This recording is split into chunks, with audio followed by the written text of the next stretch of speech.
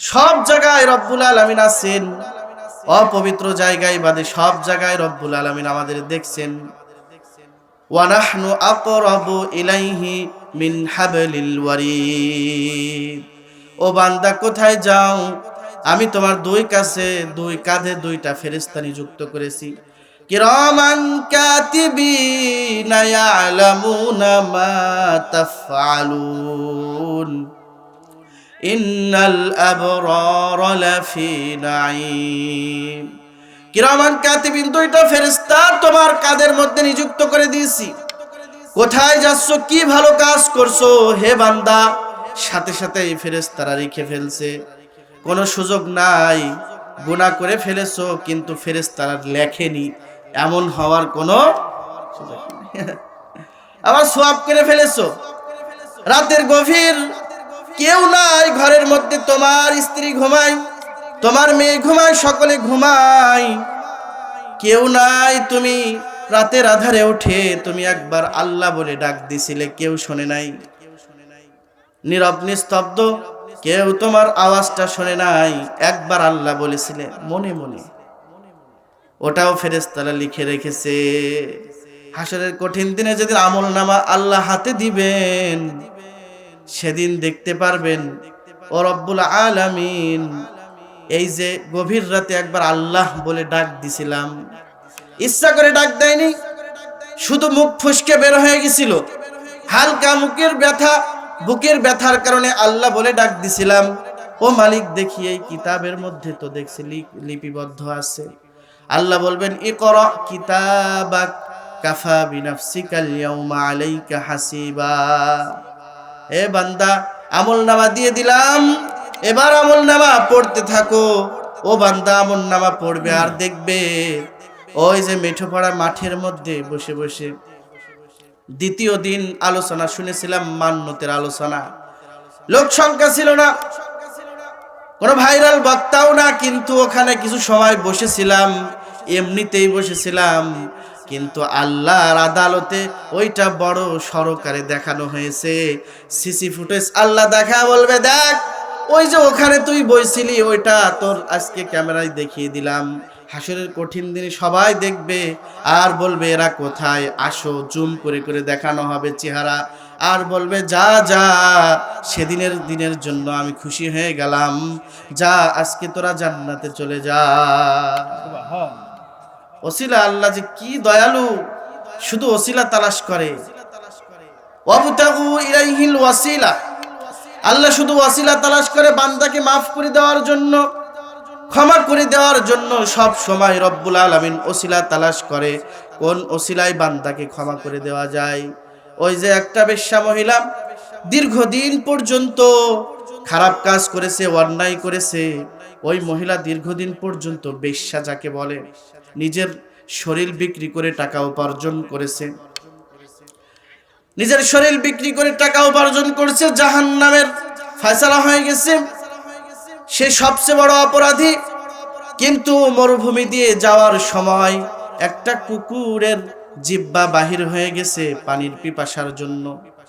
ওই মহিলা সওয়াবের জন্য করেনি, শুধু কুকুরের প্রতি তার মায়া লেগেছে, তাই তার পা থেকে ওই মোজাটা খুলে, শরীর থেকে ওড়নাটা খুলে, নিচু কূপ থেকে পানি তুলে কুকুরকে পান করিয়েছে।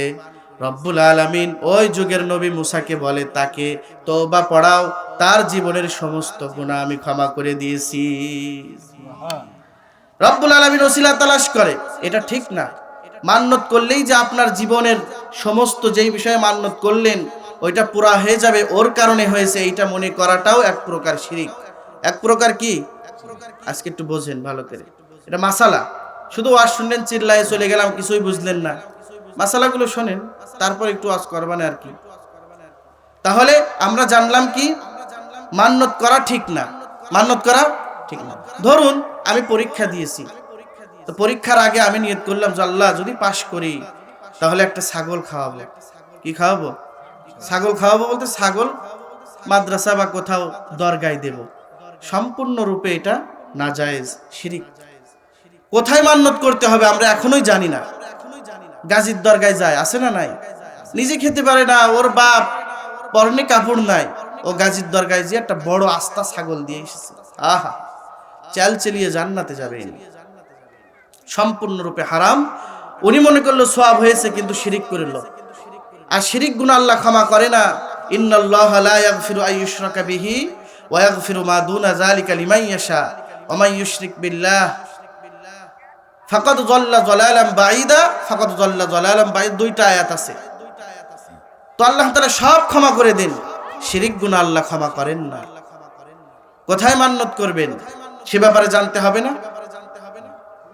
তো মান্নত, এটা হাদিসে মান্নত করা জায়েজ নাই।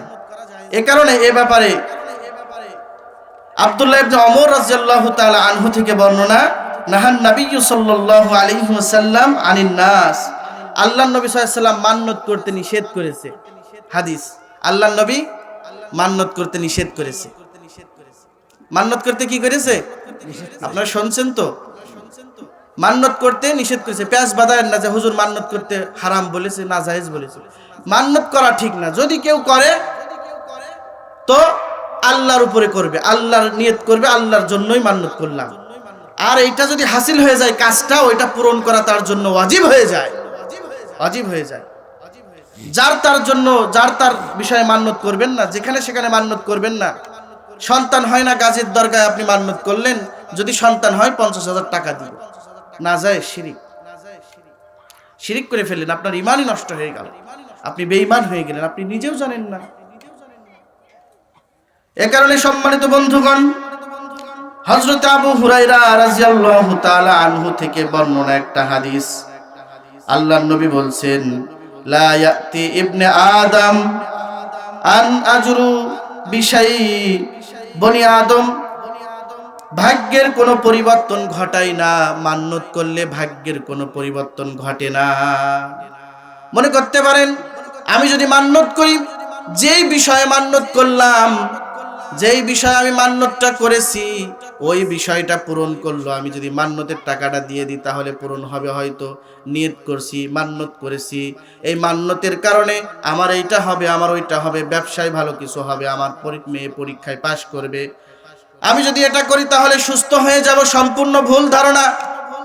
মান্নত তোমার ভাগ্যর চাকা ঘুরাইতে পারে না, পরিবর্তন করতে পারে না। একমাত্র তাকদীর, কপালের লিখন আর দোয়াই তোমার ভাগ্য পরিবর্তন করতে পারে। কথা কি বুঝতে পেরেছেন আপনারা? আপনারা বুঝলে আমি সার্থক হব। তাই মান্নতের কোনো বিষয় নাই। মান্নত করা কি এটা ঠিক না। কেউ যদি মান্নত করে আল্লাহর জন্যই করবে, যদি করে ফেলে না করা ভালো। কারণ মান্নতের কারণে তোমার ভাগ্য পরিবর্তন হচ্ছে না। তোমার সন্তান পরীক্ষা দিয়েছে, যে পরীক্ষায় দিক না কেন, এখন তুমি মনে করলে যদি আমি মান্নত করি তাহলে হয়তো আমার সন্তানের পরীক্ষা ভালো হবে, ভুল ধারণা। তাহলে তোমার আল্লাহর উপরে বিশ্বাস থাকলো না, তুমি মুশরিক হয়ে যেতে পারো। কথা বলেন ঠিক কিনা? খবর ইনশাআল্লাহ, ইনশাআল্লাহ। এ কারণে মান্নত করবেন কোথায়? ফকির মিসকিনকে আল্লাহর জন্য দান করতে পারেন। মান্নত না করে মাদ্রাসার কাজ চলছে, যেখানে ইচ্ছা সেখানে দান করতে পারেন। যেখানে কোরআনের আওয়াজ চালু হয়, যেখানে কোরআনের তালেবুল ইলমরা কোরআন তেলাওয়াত করে, মহাগ্রন্থ আল কোরআন পড়ে, ওখানে আপনি দান করতে পারেন। রব্বুল আলামিন দান করে দিলাম, বালা মুসিবত তুমি সব দূর করে দাও, জীবনের সমস্ত রব্বুল আলামিন আমার যত শরীরে রোগ ব্যাধি আছে সব তুমি মুক্তি করে দাও। এই নিয়তে যদি আপনি দান করেন, সদকা করেন, সদকার জন্য জীবন পরিবর্তন করে দেয় কে? আল্লাহ। ভাগ্য পরিবর্তন হয় মান্নতের কারণে না, দোয়ার কারণে পরিবর্তন হয়। আপনি এখন দোয়া করলেন রব্বুল আলামিন, গভীর রাতে দোয়া করলেন, আল্লাহ আমি অসুস্থ, আমার সন্তান অসুস্থ, আমার বাড়ি অসুস্থ, আমার ওয়াইফ অসুস্থ। আপনার ওই দোয়াটা যত পরিমাণে আল্লাহর কাছে গ্রহণযোগ্য হবে, মান্নত করে যদি আপনি 10টা ছাগল 10টা খাসিও খাওয়ায় আসেন গাজীর দরগায়, যাররা পরিমাণ আপনার ভাগ্যের পরিবর্তনের চাকা 1 ইঞ্চিও ঘুরবে না। কথা কি বুঝতে পেরেছেন? এ কারণে তো হাদিসটা লিখে এনেছি, আন্দাজেও বলতে পারতাম। নবীজি বলছেন, ফাইন্নাহু লা ইয়ারুদ্দু শাইআ, মান্নত কোন জিনিসকে ফিরায় দেয় না। মান্নত কোনো জিনিসকে কি করে না, ফিরায় দেয় না। এই জন্য বুঝে শুনে মান্নত করতে হবে। মান্নত করবেন আল্লাহর জন্য করবেন, আল্লাহ ব্যতীত কোনো হুজুরের নামে, কোনো মাদ্রাসার নামে বা কোনো মসজিদে মান্নত করা যাবে না। মান্নত না করে আপনি সদকা করে দেন, কিছু টাকা ফকির মিসকিনকে দান করেন। আর যদি করেই ফেলেন তাহলে এতিম মাদ্রাসা কোথায় আছে? আপনাদের এটাও এতিমখানা। এখানে যে আপনি যেটা করলে ভালো হয়, যেই নিয়তটা করেছেন ওইটা পুরো করবেন, ওটা করা আপনার ওয়াজিব। কিন্তু আপনি যে এখানে যান, ওখানে যান, গাজীর দরগায় যান, তারপরে আমাদের ওখানে 12 বাজার আছে, বলুর মেলা আছে, চৌগাছায় বলুর মেলা। বলুর মেলায় শুধু সেজদার পর সেজদা, শুধু সেজদার পর সেজদা, ছাগলের অভাব হয় না। আর এগুলো কারা খায় জানেন? যারা সারা রাত ভরে কি করে, তাহাজ্জুদ পড়ে। কোথায় তাহাজ্জুদ পড়ে জানেন? মেলার মধ্যে মেয়ে নিয়ে যারা তাহাজ্জুদ পড়ে তাদেরকে খাওয়ায়। নাউজুবিল্লাহি মিন যালিক। গোসল করে না, 40 দিন পরে গোসল করে একটা পীর এসে। গোসল করা শেষ হওয়ার সাথে সাথে ওই পানিগুলো মুরিদেরা খেয়ে নেয়, এমনকি বোতলেও ভরে নিয়ে যায়। ও বাবা, তোমার এই পানি ওষুধের চাইতেও বেশি কাজ করবে। নাউজুবিল্লাহ। মানুষ কোন জায়গায় আছে এখনো? এত কোরআন হাদিস শুনে। চৌগাছার পাশেই বড় মাদ্রাসা, আরাধ্যা মাদ্রাসা, যেখানে আমি পড়েছি। আরাধ্যা মাদ্রাসা এত হুজুর, আরাধ্যা মাদ্রাসার হুজুরদের জন্য আশেপাশে কোনো ইমাম আসতে পারে না। সব জায়গায় তারা 10 জন 15 জন করে ছাত্র ফিট করা আছে, তারা নামাজ পড়ায়। আর আশেপাশের এলাকায় বাড়িতে খাবার খায়। এক একজনের বাড়ি কত দূর দূর, ওই দিনাজপুর, রাজশাহী, নীলফামারী, কত দূর থেকে ছাত্র আসে ওখানে পড়তে। আপনাদের মাসনা মাদ্রাসা, মাদারীনগর মাদ্রাসা, আরাধ্যা মাদ্রাসা, দয়াটানা মাদ্রাসা, ওই যে সুতিকাতা মাদ্রাসা, ছাত্রই ভরপুর। কত দূর থেকে ছাত্র আসে ওখানে পড়তে। গেলেই প্রাণটা ঠান্ডা হয়ে যায়। ও মাদ্রাসায় গেলেন, এতিম খুঁজলেন, আর বললি বাবা এতিম মানুষ, তোকে কিছু টাকা হাদিয়া দিয়ে দিলাম, যা। এইটা করলে যেই সওয়াব পাবেন, 10টা খাসি খাওয়াইলে সে সওয়াব কোনোদিন পাবেন না। কথা কি ক্লিয়ার নাকি ভেজাল আছে? সাফ করছি, ঠিক আছে? আপনি ভুল ধারণা এগুলো কখনোই করবেন না। মাজারে মান্নত করবেন না। আসলে মাজারওয়ালার কি লাগবে কোন? মাজারওয়ালার কি লাগবে? মাজারে মশারি টাঙায় রেখেছেন, অথচ রাস্তার আশেপাশে ঢাকা শহরে কত জায়গায় একটা বিছানা নাই। এই শীতের সময় কত মানুষের কাপড়ের অভাব নাই, আমাদের কাপড়ের তো অভাব নাই। এক একদিন এক একটা পড়ি, কম্বলের অভাব নাই। কিন্তু কত রাস্তাঘাটে শীতের সময় দেখেন, কমলাপুর স্টেশনে যান, ঢাকা কমলাপুর স্টেশনে গেলে দেখবেন তারা ফুলের উপরে ঠান্ডার মধ্যে শুয়ে আছে। আর কি গায়ে জানেন? চট, সালার চট। একটা কলার খোসা খেয়ে আপনি ওই খোসাটা ফেল দিতে দেরি, দূর থেকে ছোট বাচ্চা এসে ধরতে দেরি না, কলার খোসা খায়। কত ভালো আপনাকে আমাকে রেখেছে।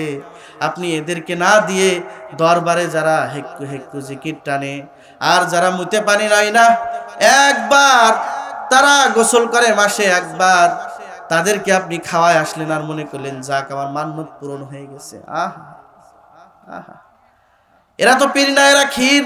আপনার বাড়িতে আপনার মা বাবা আছে, ওই মা বাপকে যদি আপনি খাওয়ান, 10 টাকা দিয়ে বলেন, যদি বাবা এই যে 10 টাকা দিলাম, মাহফিলে যাচ্ছ, যাও একটা চা পান খেয়েও, বাবা যেই দোয়া দিবে 10,000 টাকা মান্নত করে কবরে বা মাজারে দিয়ে আসলেও সে সওয়াব পাবেন না।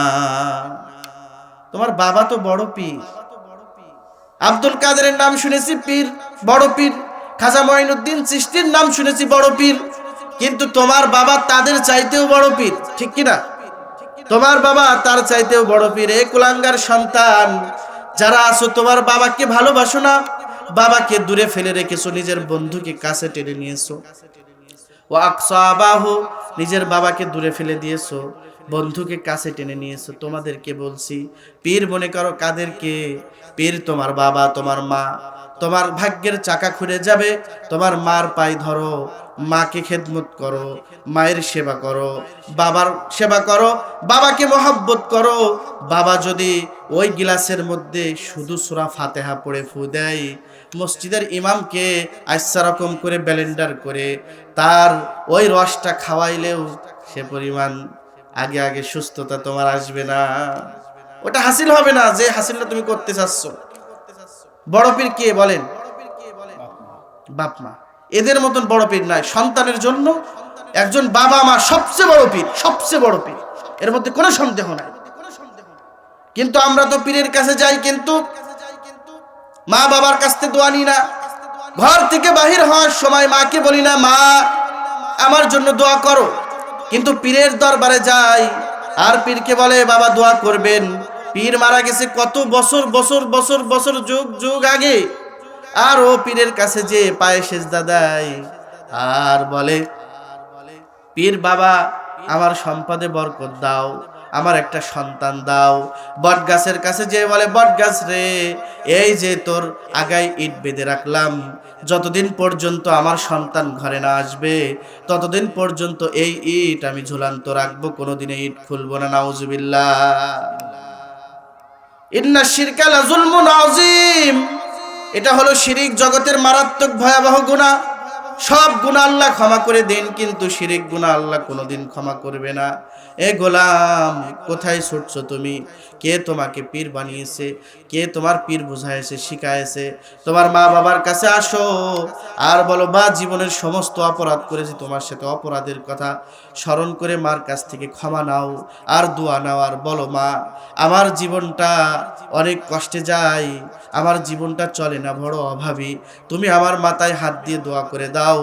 পৃথিবীর মানুষ বিল গেটস কত শান্তিতে আছে, তার চাইতেও তুমি দ্বিগুণ শান্তিতে থাকবা, কোনো পেরেশানি না। আমার কথা বলি, আমি এখনো পর্যন্ত বুঝি না আমার মাথার জ্বালা কারে বলে। মাথা জ্বালা কাকে বলে আমি এখনো বুঝি না। মাথা জ্বালা, মাথা যন্ত্রণা কোনটা কি আমি এখনো বুঝি না। আমি অসুস্থই হই না, শুধু আমার ঠান্ডার সমস্যা একটু, পলিপাস্তায়। আমার কোনো অসুস্থতা নেই, সব সময় দোয়া নিই, প্রতিদিন একবার করে দুইবার করে মা বাবার সাথে কথা বলি। অনেক কুলাঙ্গার সন্তান আছে, মা ফোন দিলে সময় নেই ধরা, মা ব্যস্ত ছিলাম তো। মার সাথে 2 মিনিট কথা বললে কি হয়?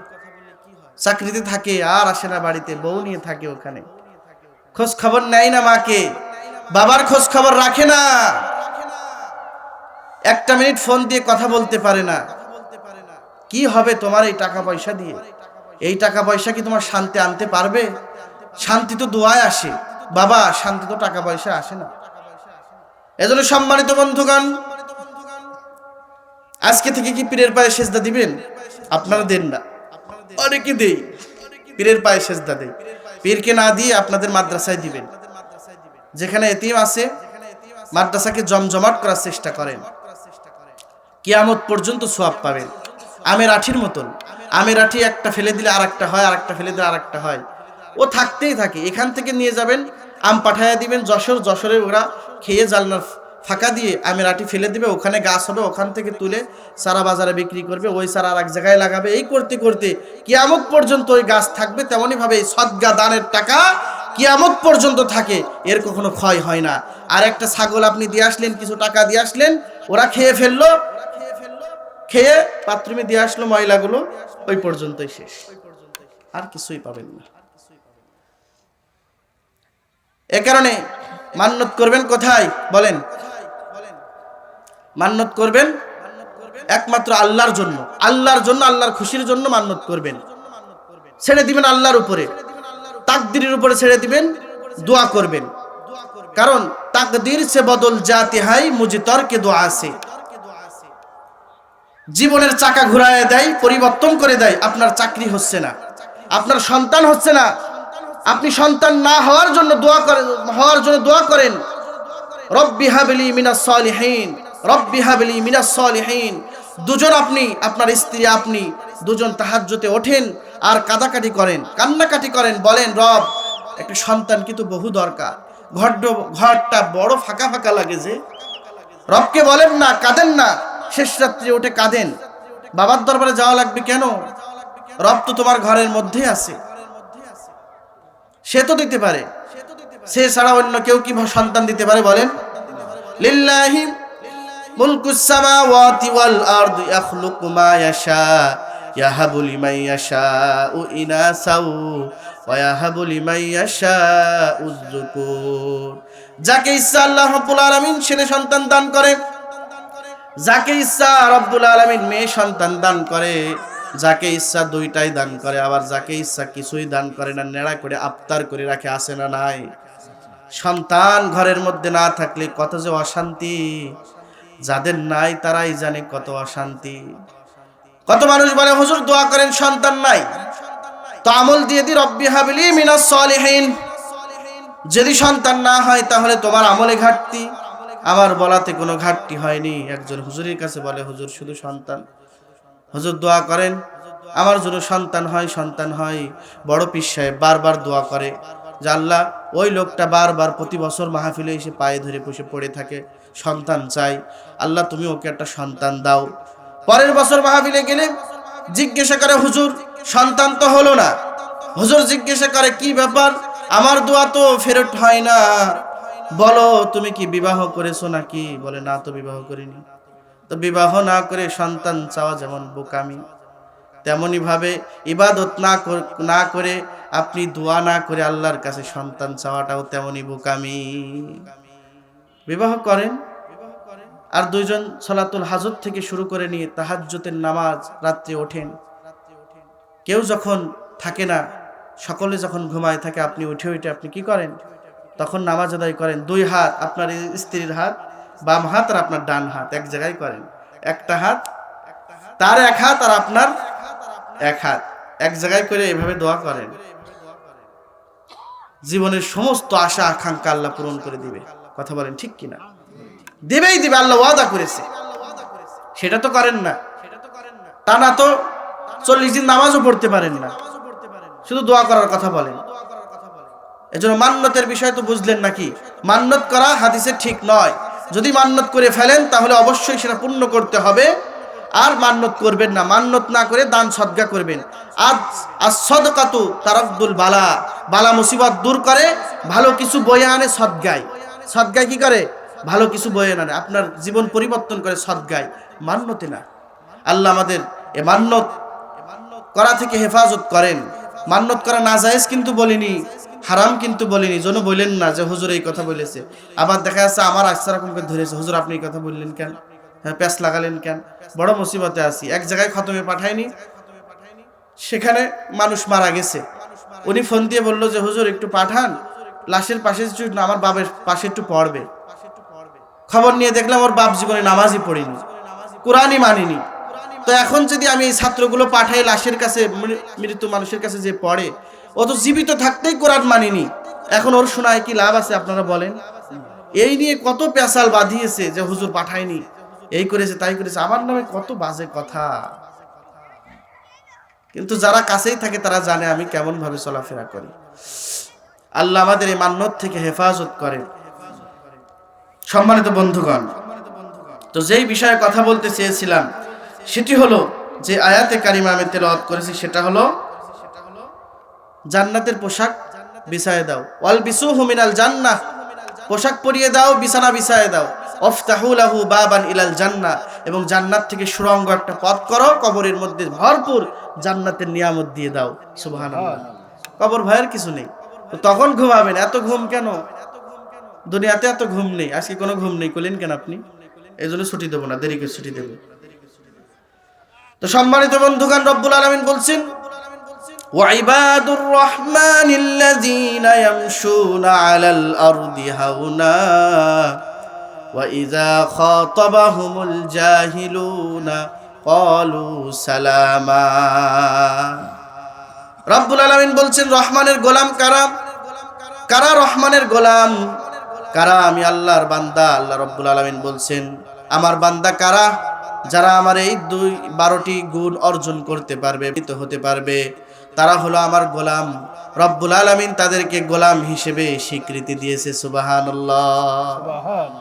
আল্লাহর চাইলে গোলাম হওয়া যায় না, নামাজ না পড়ে আল্লাহর গোলাম হওয়া যায় না, রোজা না রেখে আল্লাহর গোলাম হওয়া যায় না, আল্লাহর বিধান মতন না চলে আল্লাহর গোলাম হওয়া যায় না। আল্লাহর গোলাম হতে গেলে গুণের প্রয়োজন হয়। আপনার যদি গুণ থাকে আপনি আল্লাহর গোলাম হতে পারবেন। আল্লাহ আপনার নামটা আল্লাহর গোলামের দফতরে লিখে দিবে। কিন্তু আপনার মধ্যে কোনো গুণ নাই, আপনার মধ্যে কোনো যোগ্যতা নাই, রবের খুশি করার মতন কোনো কাজ আপনি করেন না, আর আপনি মনে করেন আপনি আল্লাহর গোলাম হয়ে গেছেন। কিন্তু আল্লাহ বলছেন না না, আমার গোলাম যদি হতে চাও তাহলে 12টি কোয়ালিটি লাগবে। কি লাগবে? কোয়ালিটি লাগবে। 12টি গুণ শুনবেন নাকি জাগবেন? আরে দোয়া করাই দিই নাকি? 12টি গুণ যা আমি মসজিদে এখন আলোচনা করিনি, আপনাদের জুমা মসজিদে তো আমি বিষয় ভিত্তিক ভাবে আলোচনা করার চেষ্টা করি, কিন্তু এই 12টি গুণ এই 5 বছর আসার পরে এই 12টি গুণ নিয়ে আমি কোনোদিন আলোচনা করিনি। এজন্য সম্মানিত বন্ধুগণ, সময় নষ্ট করব না। 12টি গুণ খুবই ছোট ভাবে বলে আমি শেষ করব। রব্বুল আলামিন বলছেন যারা এই 12টি গুণ অর্জন করতে পারবে তাদের জন্য জান্নাতে একটা বাড়ির ব্যবস্থা করা হবে। সুবহানাল্লাহ পড়বেন। যদি বলা হয় বসুন্ধরা সিটিতে আপনার একটা বাড়ির ব্যবস্থা করা হবে, বুকিং দেওয়া হবে। অনেক বড় লোক আছে যে আমার লাগবে আমার লাগবে, ঠিক কিনা? দেখবেন কিছু বড় লোক আছে জমি পাইলেই কেনে, জমি শুধু বলেছে যে ওখানে জমি বিক্রি করবে, ওর কিনা লাগবে। পাশের বাড়িতে একজন দরকার, তার জমি খুবই প্রয়োজন, বাড়ি এক দেওয়াল বেঁধে গেছে, টাকার জন্য কিনতে পারছে না, শতক চাচ্ছে 50, 60, 70, 80 হাজার, কিনতে পারছে না। বড় লোক শোনার সাথে সাথে শত্রুতা করে ওই জমিটা কিনে বলছে এখনই ঘর ভাঙবি তুই। আহারে, কি আছে না? অল্প একটু জায়গার জন্য একজনকে আপনি কষ্টই ফেলে দিলেন। আপনি কিনেন না ওই জমি, ওখানের জমি কেউ কিনবে না, ওই লোকই কিনবে কম টাকায়। কিন্তু আপনি টাকার গরম দেখায় 70,000 টাকা আপনি শতকে কিনলেন, অথচ ওই গরিব মানুষটা কিনতে পারলো না, তার জমির ওই ইট এখন ভাঙা লাগছে। আপনি জান্নাতে চালচালায় যাবেন, হ্যাঁ চালচালায় জান্নাতে চলে যাবেন। এজন্য এখন যদি বলা হয় বসুন্ধরা সিটিতে একটা বাড়ি দেওয়া হবে, কে না খুশি হবে? আর আপনার নাম তো পত্রিকায় আপনি দিবেন। তো আল্লাহ বলছেন 12টি গুণ যদি অর্জন করো, 12টি গুণ যদি তুমি নিজের সাথে মানাইতে পারো, আমল করতে পারো, তাহলে জান্নাতে তোমার জন্য একটা বাড়ি বানানো হবে। ওই একটা বাড়ি সবচেয়ে নিম্ন জান্নাতি, যাকে দেওয়া হবে এই দুনিয়ার 10 দুনিয়ার সমান একটা জান্নাত। 10 দুনিয়ার সমান একটা জান্নাত তাকে দেওয়া হবে। সর্বশেষ যে জান্নাতে যাবে তাকেও আল্লাহ রাব্বুল আলামিন এই দুনিয়ার 10 দুনিয়ার একটা সমান জান্নাত তাকে দিয়ে দিবেন। মনে করছেন খেলা খেলা নাকি? মায়ের পেটে ছিলাম ভাবতাম এত বড় জায়গা, এখন এসেছি দুনিয়াতে ভাবছি এত বড় জায়গা। আর জান্নাত দেখবেন, জান্নাতে নিয়ামত দেখে শেষ করতে পারবেন না। এজন্য 12টি গুণের 1 নম্বর গুণ হলো ওয়াইবাদুর রহমান। ওয়াইবাদুর রহমান, রহমানের গোলাম তারা। ওয়াইবাদুর রহমানিল্লাযীনা ইয়ামশুনা আলাল আরদি হাওনা। রহমানের গোলামের 1 নম্বর গুণ হলো তারা যখন জমিনে চলাফেরা করে তারা বিনয়ের সাথে চলাফেরা করে। সুবহানাল্লাহ পড়েন। সুবহানাল্লাহ। 1 নম্বর গুণ বললাম। 1 নম্বর গুণ কি মনে রাখতে হবে, কিন্তু আপনারা সব আমার মুসল্লি, সামনের সপ্তাহে কিন্তু শুক্রবারে ধরবানে, হ্যাঁ 2-1 জন বাদে আমার মুসল্লি সবাই। তো 1 নম্বর গুণ কি? 1 নম্বর গুণ হলো যখন চলাফেরা করবে বিনয়ের সাথে, বিনয়ের সাথে। যখন জমিনের উপরে চলবে বিনয়ের সাথে চলাফেরা করবে। ওয়াইবাদুর রহমানিল্লাযীনা ইয়ামশুনা আলাল আরদি হাওনা। তারা যখন জমিনে চলাফেরা করবে বিনয়ের সাথে চলাফেরা করবে। আল্লাহর রাসূল কিভাবে চলাফেরা করতো এবার আপনাদেরকে জানাই, সেইভাবে আজকে থেকে আমরা চলাফেরা করব ইনশাআল্লাহ। আল্লাহর নবী এমন ভাবে চলাফেরা করতেন, পাহাড় থেকে নিচে নামার সময় যেমন আমরা ধীরে ধীরে সুন্দরভাবে পা ফেলে আসি, মনে হয় পড়ে যাব, কিন্তু নিজের ভারসাম্য নিজে বজায় রেখে উঁচু থেকে নিচেই নামি। আল্লাহর নবী সোজা যখন হেঁটে যেতেন ওইভাবেই হাঁটতেন, সামনের দিকে ঝুঁকে ঝুঁকে হাঁটতেন। আর আমাদের বুকটা 14 হাত বের করে, এক একজনের স্টাইল কি বাবা! মুরব্বি মানে না, দেখে না, মোটরসাইকেলের গিয়ার মারে, পিকআপ টেনে, মুরব্বী আসে পাশে, ওর শিক্ষক, ওর টিচার, প্রাইমারির টিচার সম্মান নাই। প্রাইমারি পড়িয়েছে তো, কয় বছর পড়াইছে, সম্মান করে না। অথচ তোমার শুরু থেকে যেই হুজুর আলিফ বাতা শিখাইলো তার সাথে এখন বেয়াদবি করো। তুমি তো আজ খুদা খা হিমে তৌফিকে আদব, বেয়াদব মাহরুমে গাশতাজ ফজলে রব। বেয়াদব কোনোদিন এলেম পাই না, বেয়াদব আল্লাহর ফজল থেকে ধ্বংস হয়ে যায়। বেয়াদবি করেছিল, তাকাব্বুরি করেছিল শয়তান। শয়তান এমন তাকাব্বুরি করলো, আল্লাহ যখন বলল উসজুদু লি আদম, আমার আদমকে সেজদা কর, শয়তান মনে মনে ভাবলো আমি না আগুনের তৈরি, আর ওই তো মাটির তৈরি। আগুনের গুণ উপরের দিকে যাওয়া, মাটির গুণ নিচের দিকে যাওয়া। আমি আগুনের তৈরি হইয়া ওই মাটির তৈরি আদমকে কেন সেজদা করব? আল্লাহ আমার যুক্তিতে মেলে না। খালাকতানি মিন নার ওয়া খালাকতাহু মিন তিন। রব্বুল আলামিন আমি আগুনের তৈরি, আর আদমকে বানাইলা পচা মাটি দিয়ে, নাপাক পানি দিয়ে বানাইছো। আমি তাকে কেন সেজদা করতে যাব? সেজদা করতে পারবো না। আল্লাহ বলে যুক্তিতে মেলে না, তোর যুক্তি থাক, আজকে থেকে তুই শয়তান হয়ে গেলি। বিতাড়িত শয়তান ফেরেশতা থেকে সবচেয়ে দামি ছিল যে, শুধু এই বিয়াদবি করার কারণে, আল্লাহর সাথে তাকাব্বুরি করার কারণে আল্লাহ তাআলা তাকে ধ্বংস করে দিয়েছে। অহংকার করা যাবে না। যত বড় হও না কেন, তুমি ওই শিক্ষকের চাইতেও বড় হতে পারবে না। যেই শিক্ষক তোমাকে শুরু থেকে আলিফ বাতা শেখায়ছে, শুরু থেকে কোরআনের পাতা উল্টায় উল্টায় পড়া শেখায়ছে, অ ক খ শেখায়ছে, তোমাকে কবিতা শেখায়ছে, ওই শিক্ষকের সামনে এখন সাইকেল চালায় ঘোরো। হ্যাঁ, এমন অবস্থায় মরবা, তোমার দাফন জানাজাও হবে না। এজন্য বিয়াদবি করা যাবে না আমার প্রিয় বন্ধুগণ। আপনার সন্তানকে আপনি শেখাবেন, খবরদার যে টিচারের কাছে পড়েছো বিয়াদবি করবি না, বিয়াদবি করবি না। এখন থেকে শিক্ষা দেন, আপনি শিক্ষা দিবেন। শিক্ষকের কাছে পড়েছো, গুরুজনের সম্মান করে চলবা, খবরদার বিয়াদবি যেন না হয়। বিয়াদবি যদি করো, খবরদার যত বড়ই এলেমের অধিকারী হও না কেন, ওই এলেম আল্লাহর কাছে গ্রহণযোগ্য হবে না, প্রতিষ্ঠিত হতে পারবে না। অনেক যুবক সন্তানেরা এসে বলে হুজুর সার্টিফিকেটের অবস্থা দেখেন, ফার্স্ট ডিভিশন, ফার্স্ট, হ্যাঁ দেখেন সব ভালো, জিএসসিতে ভালো, তারপরে এসএসসিতে ভালো, সব জায়গায় ভালো, আইএমএ ম্যাট্রিক বিবিএ অনার্স করেছে, হুজুর চাকরি হয় না। চাকরি হবে কেন? তুমি তো বিয়াদবি করে বসে রয়েছো তোমার টিচারের সাথে। এখনো মনে পড়ে যেই মক্তবের হুজুরের কাছে পড়েছি, যে আমাদের উর্দু কায়দা পড়িয়েছে, আলিফ বে পে টে সে জিম চে হে খে দাল জাল, যেই হুজুর মাওলানার এই যে আলিফ বে টে পড়ায়ছে, সেই হুজুরকে দেখলে এখনো পর্যন্ত সাইকেল থেকে নেমে যায়। যেই হুজুর আমাদেরকে, যেই স্যার আমাদেরকে প্রাইমারিতে পড়িয়েছে, 5 পর্যন্ত পড়েছিলাম, সেই টিচারগুলো এখনো নামাজ ধরতে পারেনি, দাড়ি রাখতে পারেনি, কিন্তু এমন হয়ে গেছি, বড় হয়ে গেছি, তারা মুরব্বী হয়ে গেছে। এখনো পর্যন্ত শিক্ষকের সামনে যখন যাই, নিজেকে মিটাই দিয়ে তারপরে স্যারের সাথে দেখা করি।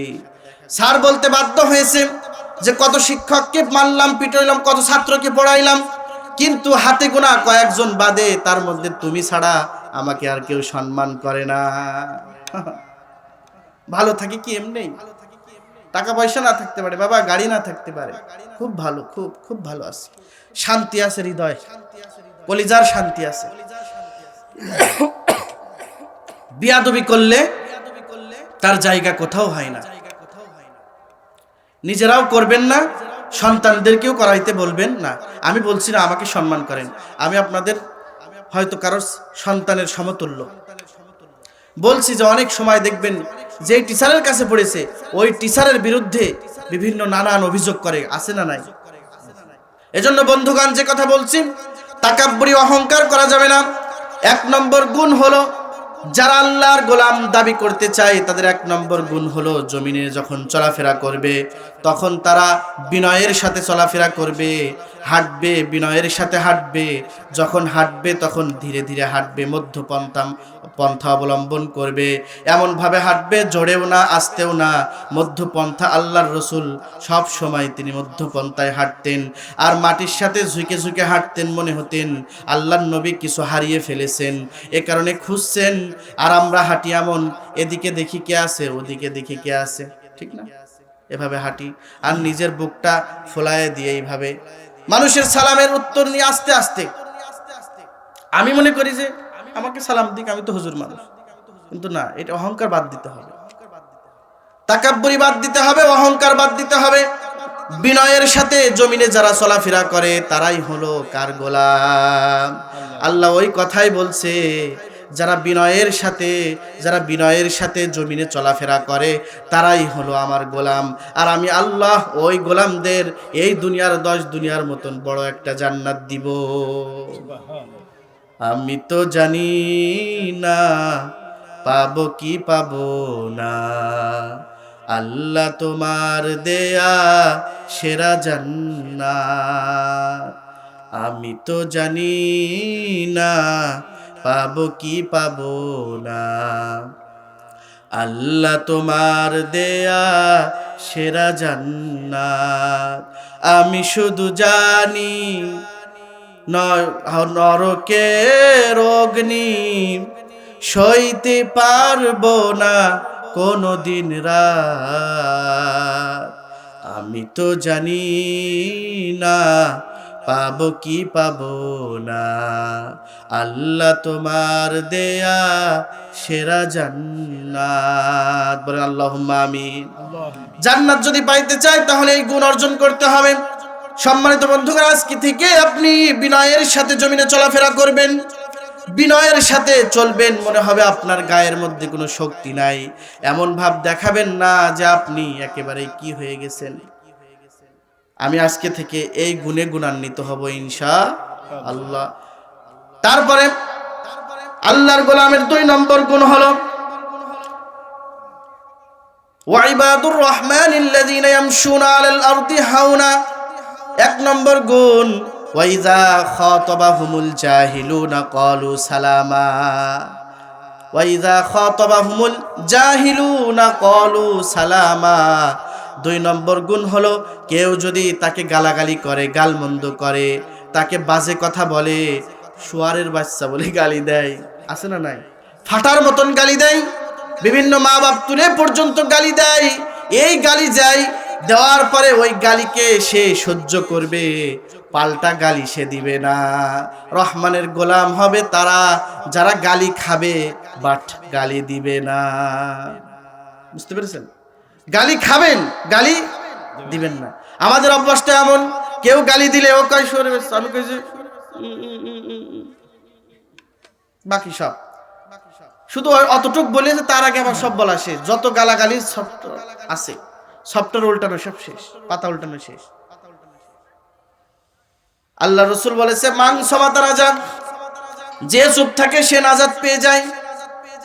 চুপ থাকো, যদি তুমি জবানের হেফাজত না করতে পারো চুপ থাকো, কিছু বলার দরকার নাই। নবীজি বলেছেন যদি 2টা জিনিসের তুমি জিম্মা দাও, আমি আল্লাহর নবী তোমাকে জিম্মা নিলাম তোমাকে জান্নাতে নিয়ে যাওয়ার জন্য। নবীজি বলেছেন মাইয়াজমান লি মা বাইনার রিহইহি ওয়া মা বাইনার রিজলাইহি আজমানু লাহুল জান্নাহ। নবীজি বলেছেন কেউ যদি 2টা অঙ্গের হেফাজত করে, কয়টি? আরো জোরে, জোরে হলো না। 2টি অঙ্গের যদি কেউ হেফাজত করে, নবীজি বলেছেন আমি আল্লাহর নবী ওয়াদা করলাম তাকে জান্নাতে নেওয়ার জিম্মা নিব। একটা হলো 2 ঠোঁটের মাঝখানে জিহ্বা, আর 2 রানের মাঝখানে লজ্জাস্থান। এই 2টা অঙ্গের যদি কেউ হেফাজত করে, আল্লাহর নবী বলছেন আমি তাকে জান্নাতে আল্লাহর কাছে ঝগড়া করে জান্নাতে নিয়ে যাব। 2 ঠোঁটের মাঝখানে কি? নরম জিহ্বা, নরম জিহ্বা। এটার হেফাজত করতে বড় সাংঘাতিক। এই জিহ্বা হেফাজত করা বড় সাংঘাতিক। কেউ এক কথা বললে চুপই থাকা যায় না। আমার মা বোনেরা তো পারেই না, পারেই না। একটা কথা গোপন রাখতেই পারবে না, ঠিক আছে? এত নারী পাতলা, না বললে হয় না। বলেছে বউ তিল, বলেছে কি, শুনেছে বু তিল, আর মা বোনরা কয় বু তাল। কি বলেছে তিল, হয়ে গেছে তাল, মিলাই জিলাই এবার খাও হিট রুটি। যেটা শুনতে হবে শুধু মনে মনে বা ওয়ালা ইয়াগতাব বাযুকুম বাযা, শুধু আপনি ভেবে নিলেন আর মনে করলেন, আপনি একটা ভাবার উপরে কথা বললেন, ভাবলাম এই বিষয়ে ভাবলাম, কিন্তু আপনি শুনে বললেন, এটা গ্রহণযোগ্য হবে না, মিথ্যা অপবাদ দেওয়া হবে। এজন্য আল্লাহ রসুল বলেছে দুইটা অঙ্গের হেফাজত করো, একটা হলো দুই ঠোঁটের মাঝখানে জিহ্বা, আর দুই রানের মাঝখানে লজ্জাস্থান। সাংঘাতিক এই দুইটা হেফাজত করা, লজ্জাস্থান হেফাজত করা বড় কঠিন এই যুগে। ফোন দিবেন আর গুনাহ করবে, নর্তকীদের ড্যান্স নাচ দেখবে, তো ওয়াজ দেখে না, কয় যে আব্বু ওয়াজ দেখি তো, কই ওয়াজ দেখো, ওয়াজ টাজও দেখে না, ওর ফোনে কোনো ওয়াজের কোনো চ্যানেল সাবস্ক্রাইবও করা নেই, ফলো করাও নেই কোনো পেজ। ও শুধু ওই কারিনা, ক্যাটরিনা কাইফ, তারপরে শাবনূর, পরিমণি, আরো যারা আছে, হ্যাঁ এইসব ঋত্বিক রোশন, এইসব তাল বাহানা এগুলো দেখে, তাছাড়া আর দেখে না। এজন্য সম্মানিত বন্ধুগণ, সন্তানের হাতে ফোন তুলে দিবেন, কখন দিবেন?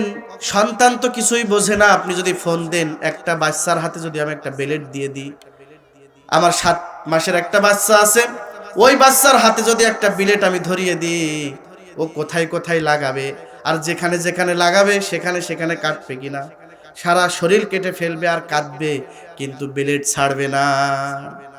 ও বুঝবে না, সারা শরীর কেটে জার জার হয়ে গেছে, রক্তে রঞ্জিত হয়ে যাবে, কিন্তু সে বিলেট ছাড়বে না, কারণ ও জানেই না ওর এটাই কাটছে।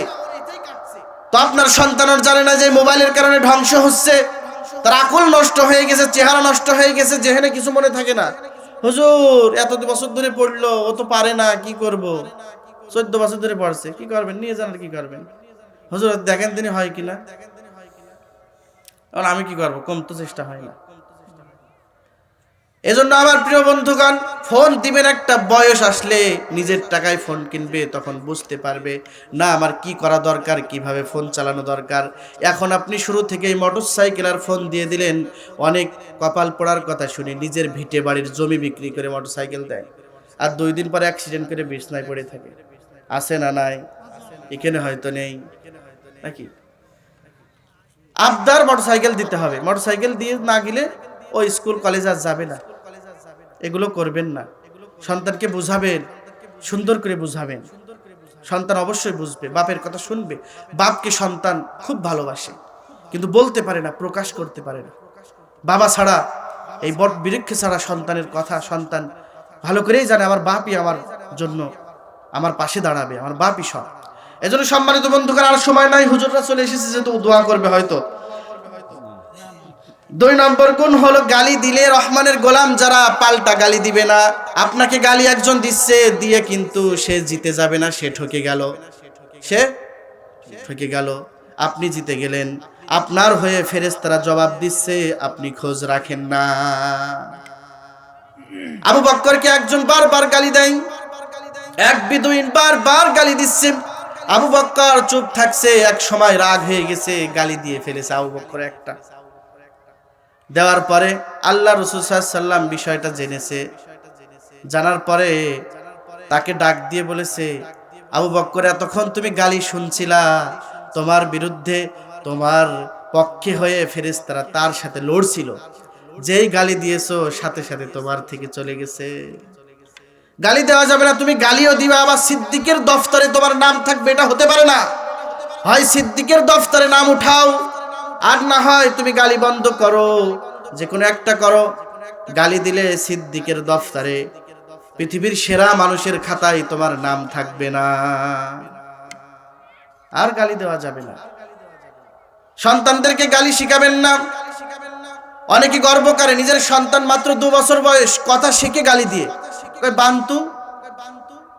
গৌরব করবেন না, আপনি শিখান সন্তানকে, আরবি কিছু বাক্য শিখান, মাশাআল্লাহ, সুবহানাল্লাহ, আলহামদুলিল্লাহ, জাযাকাল্লাহ। ইংলিশ বাক্য শিখাবেন না। এই ইংরেজরা আমাদেরকে শার্ট প্যান্ট টাই পরে আমাদেরকে 30 বছর পর্যন্ত অপমান করেছে। ইংরেজি ভাষা শিখাবেন না, পরে শিখাবেন। ছোট্ট সন্তানের মুখে আপনি আগে মাশাআল্লাহ, জাযাকাল্লাহ, ফি আমানিল্লাহ, সন্তানকে বলো ভাই, বলো ভাই, এগুলো শিখান কেন? শিখাবেন ফি আমানিল্লাহ, থ্যাঙ্কস, কাজে থ্যাঙ্কস, ধন্যবাদ, ধন্যবাদ, ওইটা না থেকে জাযাকাল্লাহ শিখান, ঠিক আছে না? সালাম শিখান। তোমার আব্বু এসেছে, সালাম দাও। বান্তু বলে আর কয় যে গর্ব করে। শুনতে ভালো লাগে যে, আস্তে আস্তে পাকা গালিখোর হবে এক সময়, আপনাকেই গালি দিবে দেখবেন। আর নেক সন্তান, এটা যে কত বড় নিয়ামত আপনি না মরলে বুঝতে পারবেন না। নেক সন্তানের কারণে মা বাবার কবরের আযাব মাফ হয়, নেক সন্তানের কারণে। নেক সন্তানের কারণে মা বাবার কবরের আযাব মাফ হয়ে যায়। মাদ্রাসার একটা ঘটনা পড়ছিলাম, শুনছিলাম এক উস্তাদের কাছ থেকে। অ্যাক্সিডেন্ট করে মৃত্যুবরণ করেছে বাবা, সন্তান আছে। বলেছিল যখন আমি মারা যাব, যদি আমি আগে মারা যাই তাহলে আমার সন্তানটা স্কুলে না দিয়ে তুমি মাদ্রাসায় দিও। তার স্ত্রীকে বলে গেছে, নামাজ রোজা সেইভাবে করতে পারেনি। মৃত্যুর পরে একটু যখন বড় হয়েছে, ওই সন্তানকে উস্তাদের কাছে নিয়ে যে মাদ্রাসায় সন্তান উঠে তাহাজ্জুদ নামাজ পড়ে, আর ভাবে আমার বাবা নাই, আর চোখের পানি ফেলে দেয়। কারণ বাবা নাই, এই কথা ভাবলেই সবার বাবা আছে, আমার বাবা নাই। সবার বাবা সবাইকে দেখতে আসে, আমার বাবা আমাকে দেখতে আসে না। এই কথা ভাবলে দুনয়নের চোখ বেয়ে অশ্রু আসে। আল্লাহ তাআলা মাসুম বাচ্চার দিকে তাকায়, তার কলিজায় জোশ লাগে, যা তোর বাবাকে আমি ক্ষমা করে দিলাম। তো নেক সন্তান মৃত্যুর পরে বোঝা যায় নেক সন্তান হওয়া কতটা জরুরি। সন্তানদেরকে শিক্ষিত বানায়। ওরে বাবা কি শিক্ষিত, বাড়ি আসে এত শিক্ষিত, বাবার পরিচয় দিতেই লজ্জা পায় অনেক সন্তান, আছে না নাই? বাবা বাজারে গেছে, কৃষক বাবা কি পরিচয় দিতে লজ্জা পায়। অথচ কৃষি কাজ করে করে ওর টাকা পাঠিয়ে এখন বড় বানিয়েছে, এখন শিক্ষিত হয়ে ওই কৃষক বাবাকেই বন্ধুদের সামনে বলতে লজ্জা পায় ওর বাবা কৃষক। নাউজুবিল্লাহ। এই সন্তান তো কলেজে তৈরি হয়, এই সন্তান তো ইউনিভার্সিটিতে তৈরি হয়, আর মাদ্রাসায় কি তৈরি হয়? বাবার কথা ভাবলেই, বাবাকে মনে করলেই, মাকে মনে করলেই তার চোখে পানি চলে আসে। কারণ তাদের কলবটা থেকে নরম। কুরআন যারা পড়ে, ফাবিমা রাহমাতিম মিনাল্লাহি লিনতা লাহুম, তাদের অন্তরটা রাসূলের মতো নরম করে দেওয়া হয়। যখন তারা কষ্টের কথা শুনে, মা বাবার কথা শুনে, তখন তারা কেঁদে দেয়, দুনয়ন দিয়ে, চোখ দিয়ে অশ্রু প্রবাহিত হয়। রব্বুল আলামিন তাই এই কান্নার কারণে তার মা বাবাকে আল্লাহ তাআলা মাফ করে দেয়। শিক্ষিত বানাইলে ওই সন্তান মৃত্যুর পরে একদিন আপনার কবরের কাছে যাবে, ও তো আর ওর বউ নিয়ে আর পাজারু গাড়ি নিয়ে শুধু ঘুরবে, বাপের কবর যে কোথায় ছিল ওইটাও জানবে না। দেখা তো এক জায়গায় দোয়া করতে নিয়ে গেছে, যখন যশোর থাকতাম, যখন ছাত্র বয়সে যশোর থাকতাম, এক জায়গায় নিয়ে গেছে, হুজুর চলেন একটু দোয়া করে আসি, অনেক বড় লোক বাড়ি। কবরের কাছে নিয়ে গেছে, সন্তানও এসেছে। এক যুগ পরে বিদেশ থেকে এসে এখন জিজ্ঞাসা করছে অন্যদের কাছে, এলাকাবাসীর কাছে, ওর বাবাও জানে না। এলাকার বাসীর কাছে জিজ্ঞাসা করছে, আমার বাবার কবরটা কই কই কই? বলছে ওখানে না মাটি দেয়া ছিল, ভেঙে একেবারে কবরটা মাটির সাথে মিশে গেছে, মেরামত করার লোক নাই। জিজ্ঞাসা করছে, এটা তো নাকি, এটা তো ঠিক আছে তো, কবর ঠিক আছে তো? সন্তান বলছে, আহারে, বাবা কি করে গেছে? শিক্ষিত করে কন যে নিজের সন্তান জানে না তার বাবার কবর কোথায়। এর চাইতে হতভাগা বাবা আর কি হতে পারে? কিছুদিন আগে বাংলাদেশে দেখলাম ইয়াডলফ খান, কি খান? ইয়াডলফ খান মেয়েদের মতন ড্যান্স করে। হ্যাঁ, সে নাকি আবার সবচেয়ে বড় সুপুরুষ বাংলাদেশের মধ্যে, সবচেয়ে বড় কি সুদর্শন পুরুষ। কি দর্শন? সুদর্শন পুরুষ। দাঁতগুলো এতটুকু ছোট ছোট, মানুষের কোনো বিষয়ে খিত্তেপ করতে হয় না, কিন্তু এই বিষয়ে বলতে হচ্ছে আর কি। আর নিজের পায়জামা পড়েছে মেয়েদের মতন ছিল, আর ওই যে কি গোল পরে না, ওইভাবে পড়েছে। টাকনোর নিচেই কাপড়, নিজের বাবার জানাজায় দাঁড়িয়েছে, এইভাবে দাঁড়িয়ে আছে, নিজের বাবার জানাজা পড়ছে, ইমাম সাহেব বলছে আল্লাহু আকবার, হাত তোলার খোঁজ নেই, দাঁড়ায় রে, আসসালামু আলাইকুম ওয়া রাহমাতুল্লাহ, এভাবে দাঁড়ায়। এডলফ খান, ও সুদর্শন পুরুষ, ওর বাবা ওকে বানিয়েছে। সবচাইতে হতভাগা বাবা হলো ওই বাবা, যেই বাবা নিজের সন্তানকে জানাজার নামাজ শিখাইতে পারলো না, নিজের সন্তানকে এমন করে তৈরি করে গেল না যে তার বাবার জন্য দোয়া করতে পারে। ওই বাবা সবচাইতে বড় ব্যর্থ বাবা। কথা বলেন ঠিক কিনা? এজন্য কবি বলেছেন আশরাফ আলী থানভী, বুজুর্গ একজন মানুষ, সে বলেছে কিছু কিছু সন্তান আছে তার বাবা মা তাকে স্বর্ণের খাঁচার মধ্যে রেখে যায়। কেউ একজন পাখি পেলেছে, ওই পাখি যখন পেলেছে, ওই পাখিটা স্বর্ণের খাঁচা দিয়ে বানিয়েছে।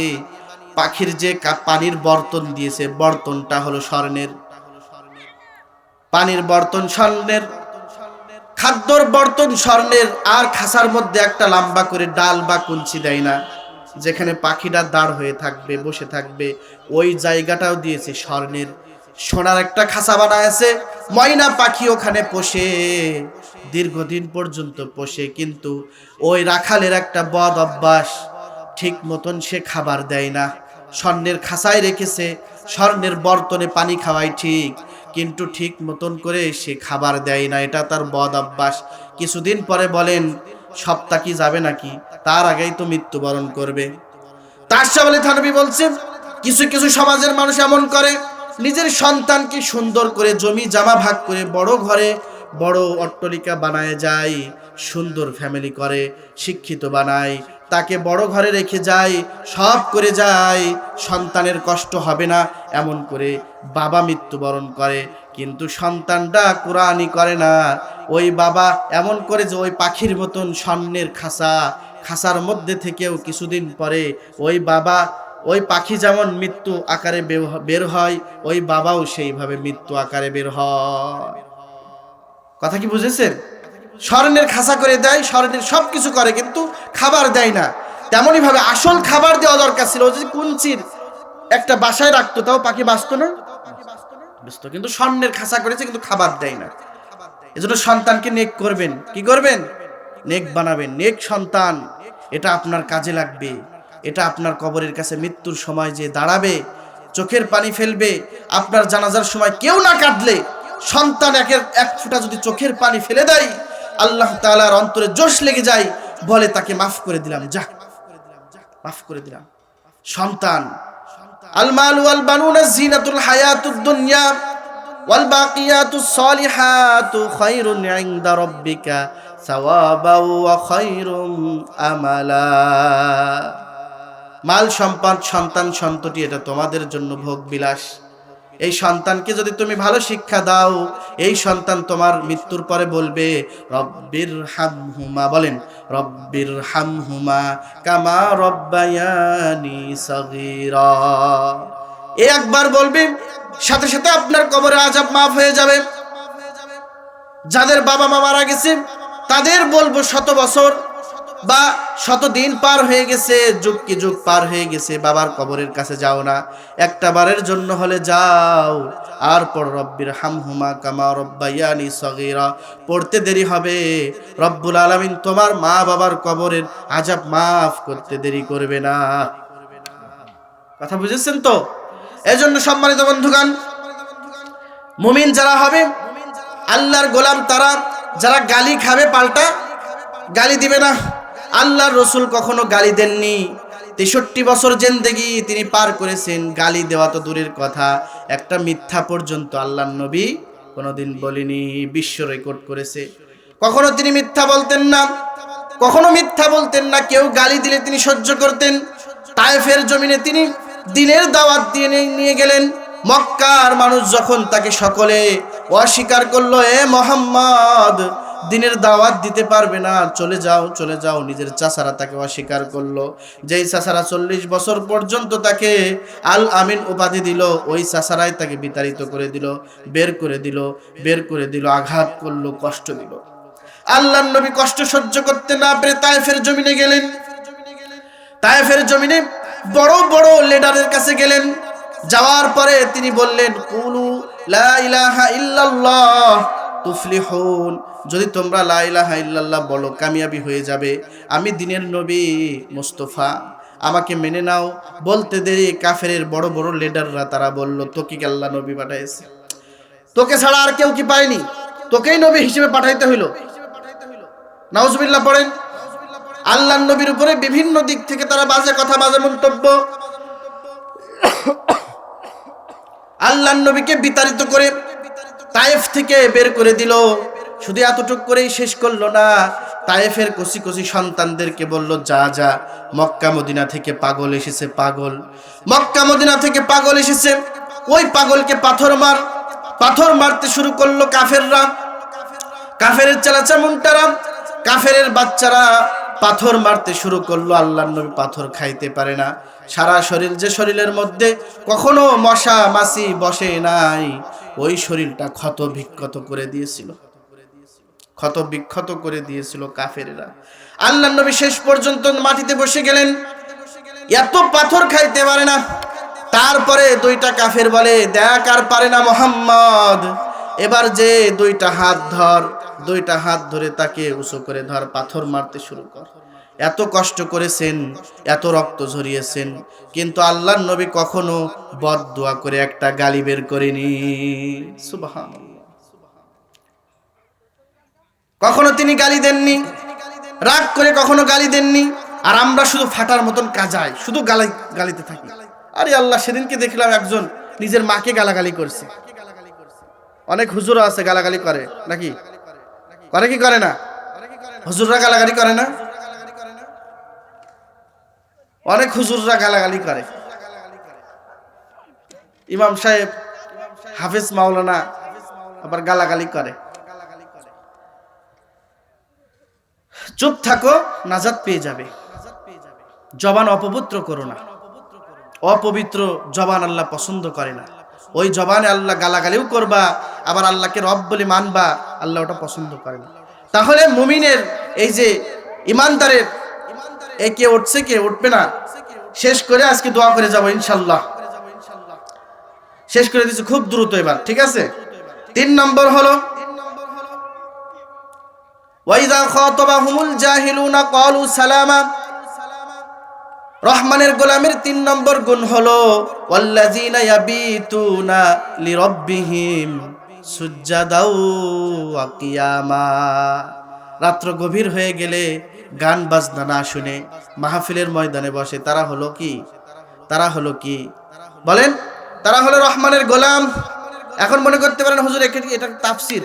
হ্যাঁ, এইভাবেই ওয়াল্লাযিনা ইয়াবিতুনা লিরাব্বিহিম সুজ্জাদাও ওয়া কিয়ামা। রাত্র গভীর হয়ে গেলে কিছু মানুষ গুনার জন্য চলে যায়, কেউ ডাকাতি করে, কেউ চুরি করে, আবার কেউ ঘরের কোণে যায় নামাজ বিছায়ে সেজদায় লুটে পড়ে। কথা বলেন ঠিক কিনা?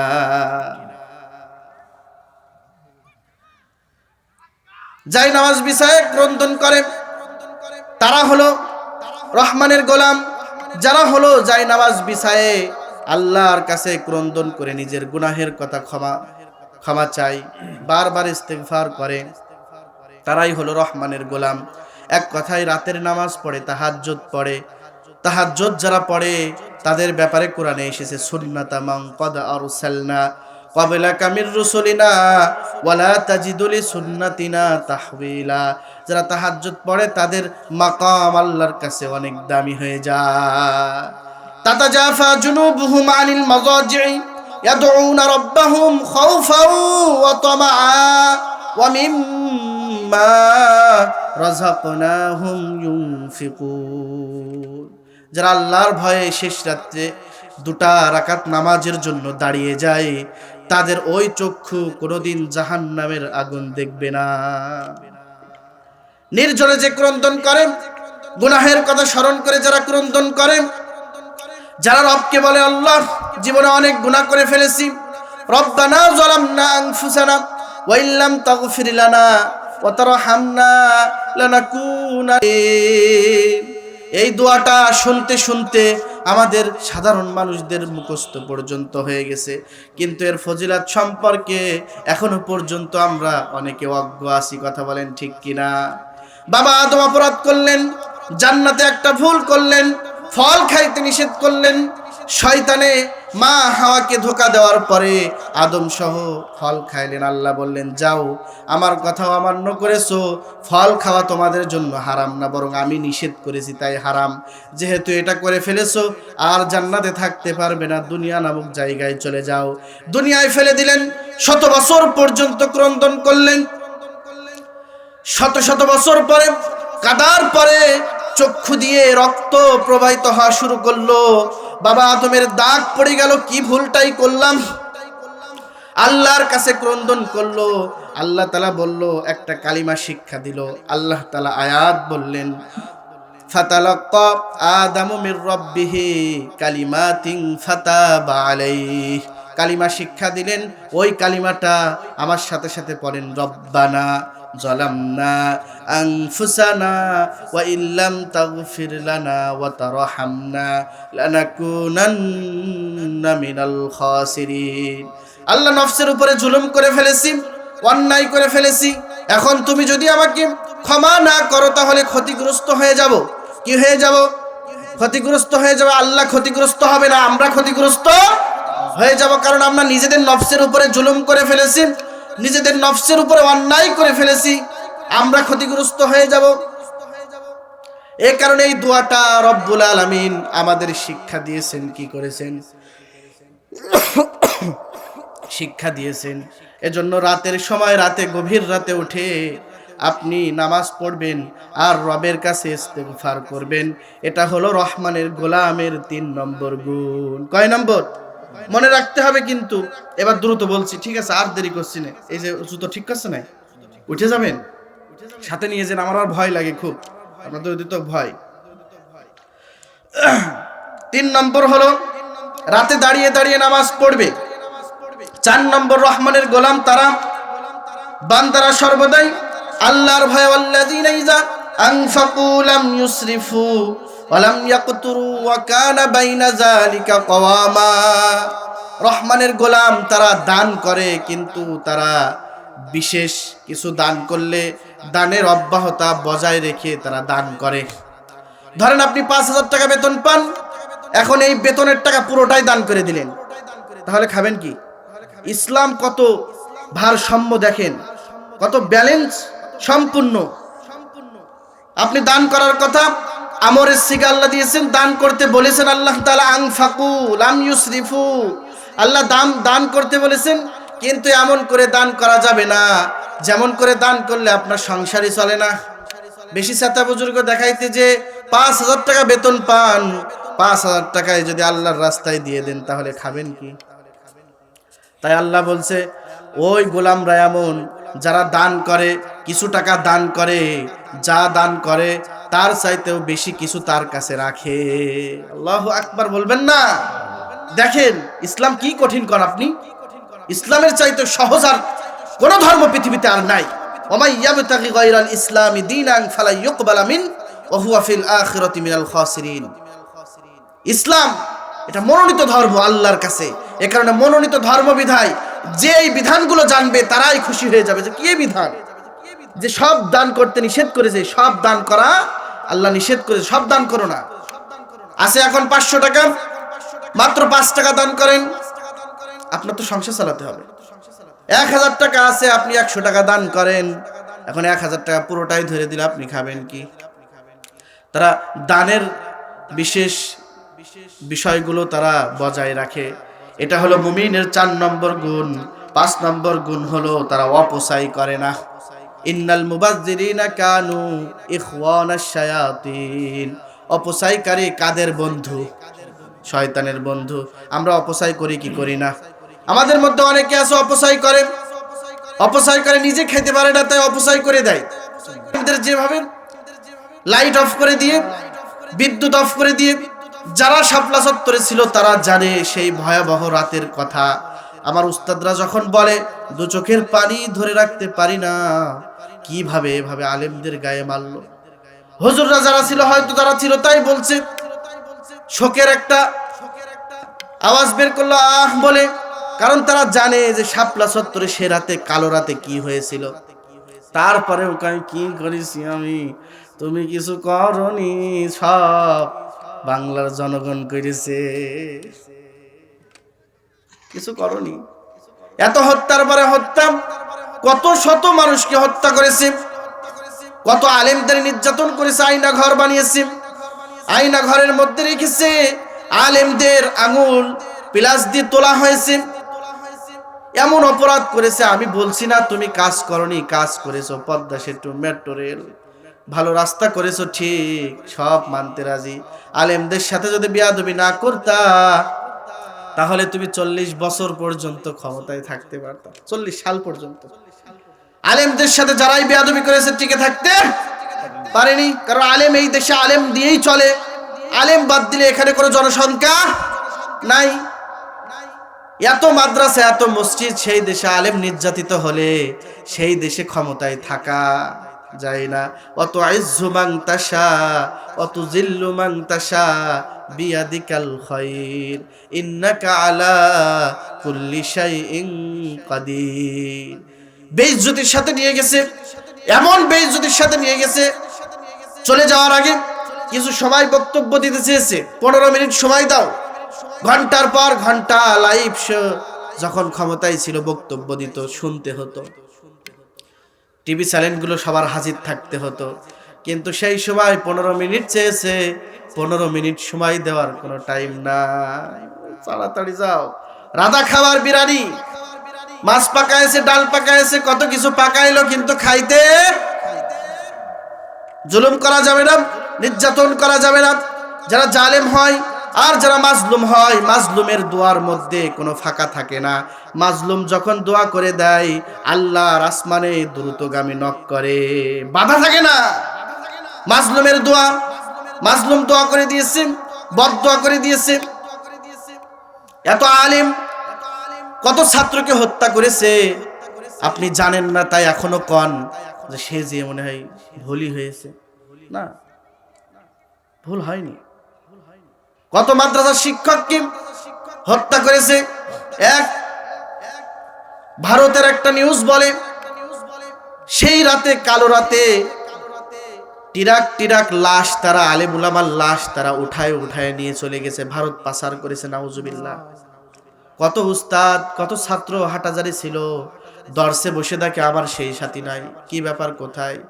সেই রাতে গিয়েছিল সমাবেশে, আর ফিরে আসেনি। হাটাজারি মাদ্রাসায় অনেক মা বাপ চলে এসেছে, এসে বলে আমার সন্তান কই গো? হুজুর কোনো জবাব দিতে পারে না, কারণ কই হুজুরও তো জানে না, হুজুর তো পালে এসেছে। ওই রাতে বিদ্যুৎ অফ করে দিয়ে মেরেছে, কি করবে? হুজুরের কোনো জবাব নাই, চোখের পানি ফেলা ছাড়া আর কোনো উপায় নাই।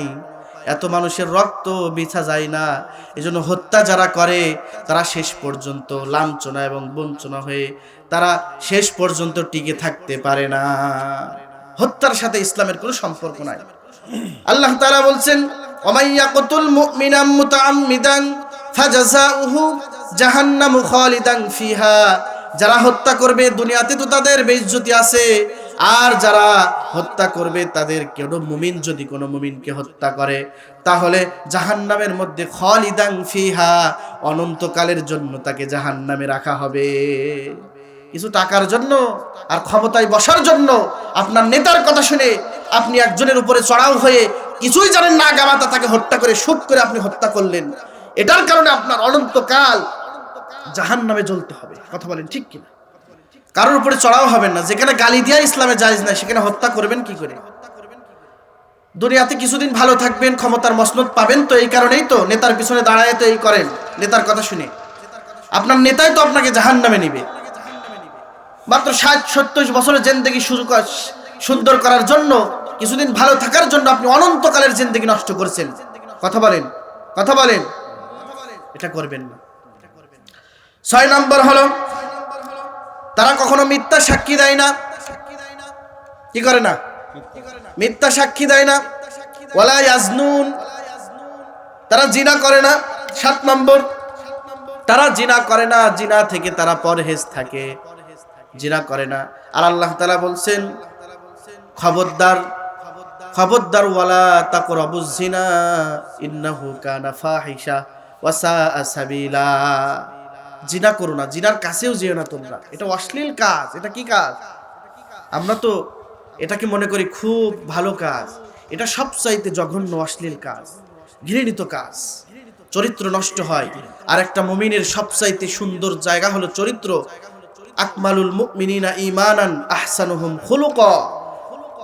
আল্লাহ রাসূল সাল্লাল্লাহু আলাইহি ওয়াসাল্লাম বলেছে ওই ব্যক্তি সবচেয়ে সুন্দর যার চরিত্র সুন্দর।